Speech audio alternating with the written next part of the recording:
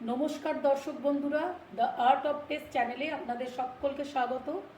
আজকে আমি আপনাদের জন্য তৈরি করে দেখাচ্ছি বর্ষাকালের জন্য একটা পারফেক্ট রেসিপি, খিচুড়ি। চলুন তাহলে শুরু করা যাক।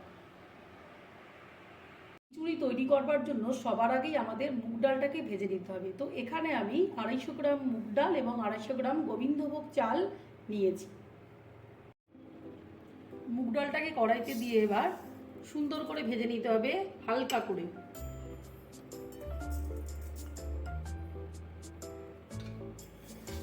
ভাজবার সময় ডালটাকে কিন্তু কন্টিনিউয়াসলি নাড়তে হবে, না হলে কিন্তু ডালটা পুড়ে যাওয়ার সম্ভাবনা থাকে।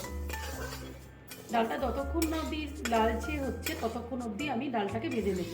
দেখুন এবার ডালটা দিয়ে বেশ সুন্দর একটা গন্ধ বেরিয়েছে এবং ডালটা একটু সোনালি কালারের হয়ে এসেছে। এই অবস্থায় আমি ডালটাকে এবার একটা অন্য পাত্রে ঢেলে বারবার জল পাল্টে পাল্টে ডালটাকে ধুয়ে নেব। অন্যদিকে যেই চালটা আমি নিয়েছিলাম সেই চালটাকেও এবার আমি ভালো করে জল পাল্টে পাল্টে ধুয়ে নেব। খিচুড়িটি করবার জন্য আমি এখানে বেশ কিছু সবজি কেটে নিয়েছি, কয়েকটি আলু, কয়েকটা কুমড়ো টুকরো টুকরো করে কেটে নিয়েছি, আর নিয়েছি বেশ কয়েকটি কাঁচা লঙ্কা। এবার এই আলু আর কুমড়োটাকে আমি কড়াইতে ভালো করে ভেজে নেব।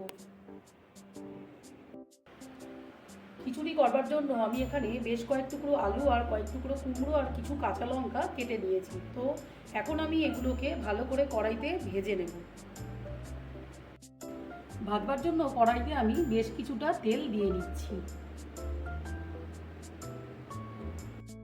তেলটা গরম হয়ে গেছে, এবার কড়াইতে আলুগুলো নুন আর হলুদ দিয়ে ভেজে নেব।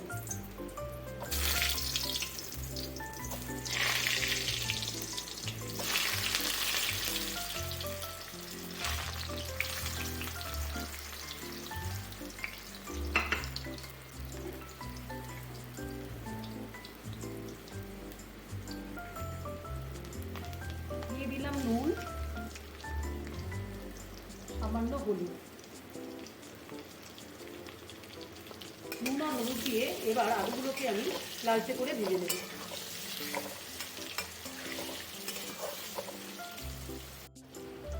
আলুগুলো লালচে ভাজা হয়ে গেছে, এবার আলুগুলোকে একটা পাত্রে তুলে নেব।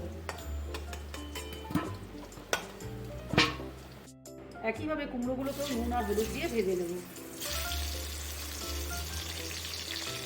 কুমড়োগুলো ভাজার সময় কাঁচা লঙ্কাগুলোকেও একটু ভেজে নেব, তাতে খিচুড়ির মধ্যে খুব সুন্দর একটা গন্ধ আসবে।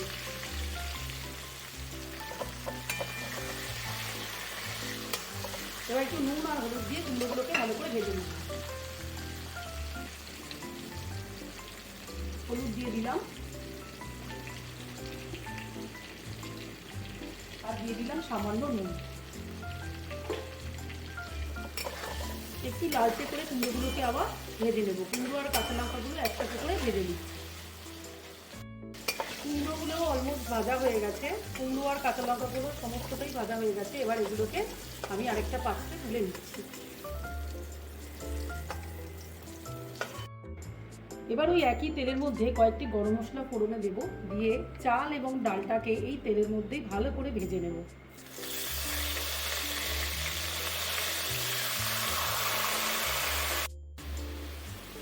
চাল এবং ডাল দুটোই দিয়ে দিলাম, দিয়ে ভালো করে চাল আর ডালটাকে ভেজে নেব। চাল আর ডালটা সুন্দর করে ভাজা হয়ে গেছে, এবার এগুলোকে একটা পাত্রে ঢেলে নেব।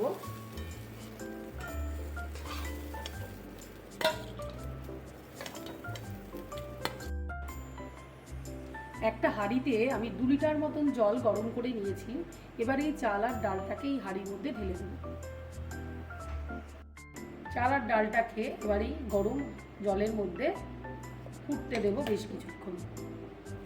যতক্ষণ অবধি চাল আর ডালটা ভালো করে সেদ্ধ না হয়েছে ততক্ষণ অবধি চাল আর ডালটাকে ফুটতে দেব। দিয়ে দিলাম জলের মধ্যে পরিমাণ মতো নুন আর চিনি।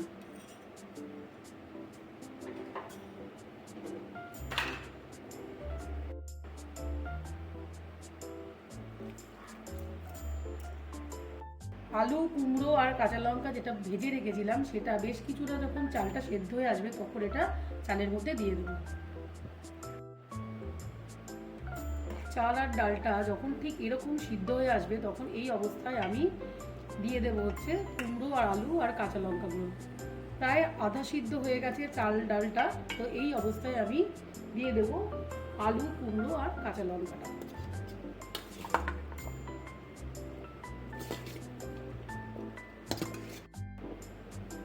এবার আবার কড়াইটি গরম করে এর মধ্যে 4 টেবিল চামচ মতো সর্ষের তেল দিয়ে দিচ্ছি। তেলটা গরম হলে দিয়ে দেব শুকনো লঙ্কা, সাদা জিরে আর তেজপাতা ফোড়নের জন্য।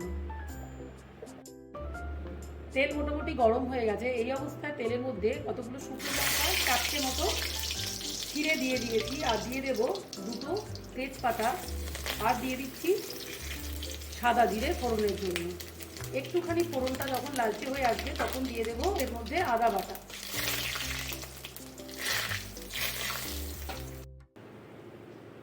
ফোড়নটা এসে গেছে, এবার দিয়ে দিলাম 25 গ্রামের মতো আদা এর মধ্যে।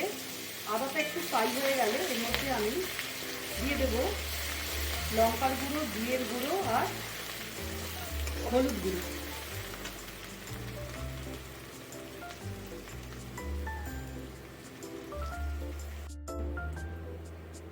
একটা বাটিতে 1.5 টেবিল চামচ লঙ্কা গুঁড়ো, 2 টেবিল চামচ হলুদ গুঁড়ো আর 1/2 টেবিল চামচ শুকনো লঙ্কা জলে গুলিয়ে রেখেছিলাম, সেটাকে এবার ওই মশলার এর মধ্যে দিয়ে দিলাম, ফোড়নের সাথে দিয়ে দিলাম। এবার এই মশলাটা কষা হয়ে গেলে, যখন মশলা থেকে তেলটা ছেড়ে আসবে তখন এই মশলাটাকে আমি যেই হাঁড়িতে চাল আর ডাল সেদ্ধ হচ্ছে সেইখানে এই মশলাটাকে দিয়ে দেবো।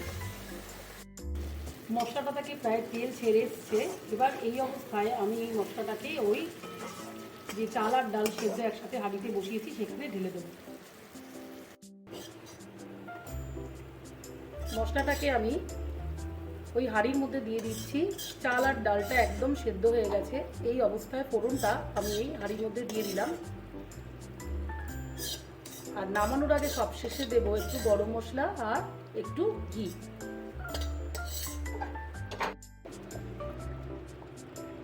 খিচুড়িটা একদম হয়ে গেছে, এই দেখুন কি সুন্দর হয়েছে। আলুগুলো পুরোপুরি সেদ্ধ হয়ে গেছে, আলু কুমড়ো সমস্ত সেদ্ধ হয়ে গেছে, খিচুড়িটা পুরো রেডি। এবার এর মধ্যে দিয়ে দেবো একটু ঘি আর গরম মশলা। দিয়ে দিচ্ছি বেশ কিছুটা ঘি।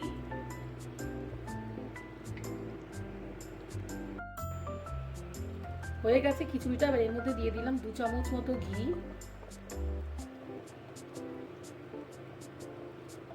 আর দিয়ে দিচ্ছি গরম মশলা গুঁড়ো, আর দিয়ে দিচ্ছি গরম মশলার গুঁড়ো। নাড়িয়ে দিলাম। এই অবস্থায় গ্যাসের ফ্লেম একদম বন্ধ করে দেবো। আমার খিচুড়ি একদম তৈরি হয়ে গেছে।